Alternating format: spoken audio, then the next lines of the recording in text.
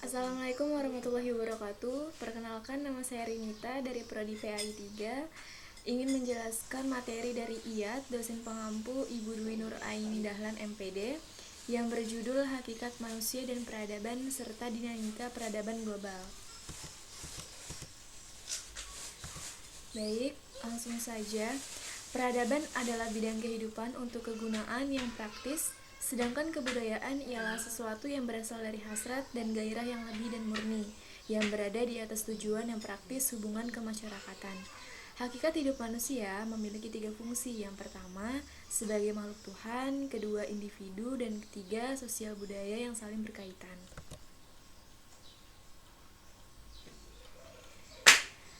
Aspek kedua peradaban manusia adalah makhluk ciptaan Tuhan yang terdiri atas tubuh dan jiwa sebagai suatu kesatuan yang utuh dan yang paling sempurna jika dibandingkan dengan makhluk-makhluk lain. Akal berfungsi sebagai alat berpikir dari sumber ilmu pengetahuan dan teknologi. Nurani berfungsi sebagai alat merasa, menentukan kata hati, dan sumber kesenian. Kehendak berfungsi sebagai alat memutus, menentukan kebutuhan dan sumber kegunaan. Dan nilai moral sebagai kebudayaan dan peradaban sebagai nilai masyarakat menilai, artinya memberi pertimbangan bahwa sesuatu itu bermanfaat atau tidak, baik atau buruk, dan benar atau salah. Dan yang kedua itu adalah sistem nilai. Ini adalah produk budaya hasil pengalaman hidup yang berlangsung terus-menerus, terbiasa, yang akhirnya disepakati bersama sebagai pedoman hidup mereka dan sebagai identitas kelompok masyarakat.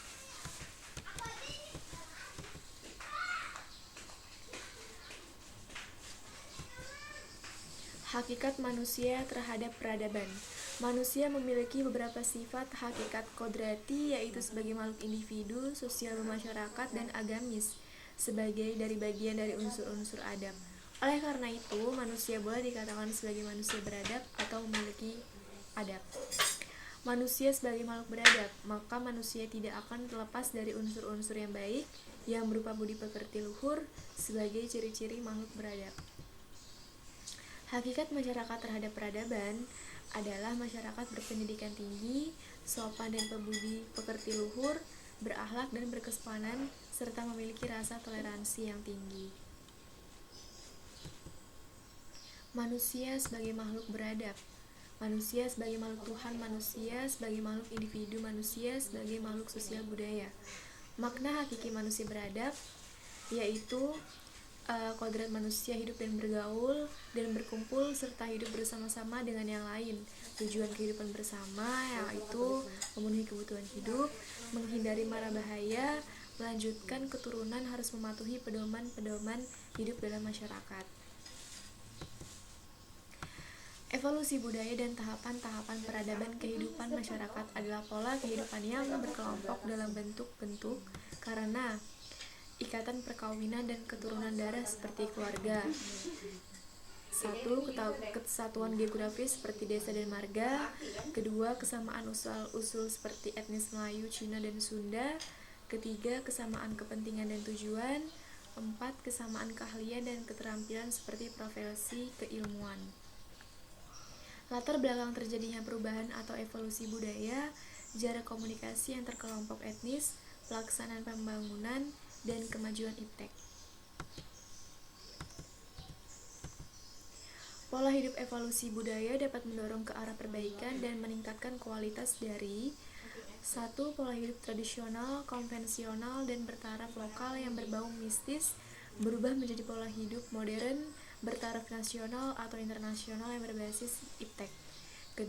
Pola hidup sederhana yang hanya bergantung pada alam lingkungan meningkat menjadi pola hidup modern yang mampu menguasai alam lingkungan dengan dukungan sarana dan prasarana serta teknologi.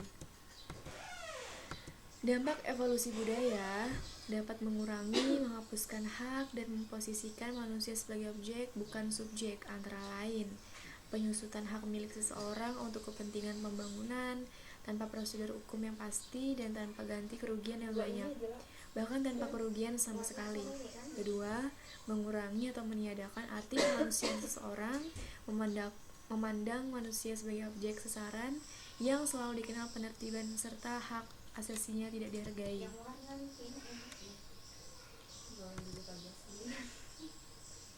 Kesimpulannya yaitu adalah Bagi peradaban manusia akibat globalisasi, diantaranya masyarakat mengalami anomi atau tidak punya norma, atau heteronomi atau banyak norma, sehingga tidak kompromisme sosial terhadap hal-hal yang sebelumnya dianggap melanggar norma tunggal masyarakat.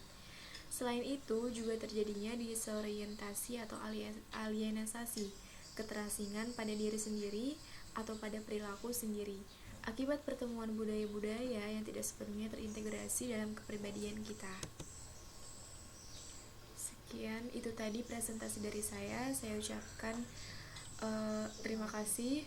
Mohon maaf bila ada kesalahan kata. Wassalamualaikum warahmatullahi wabarakatuh.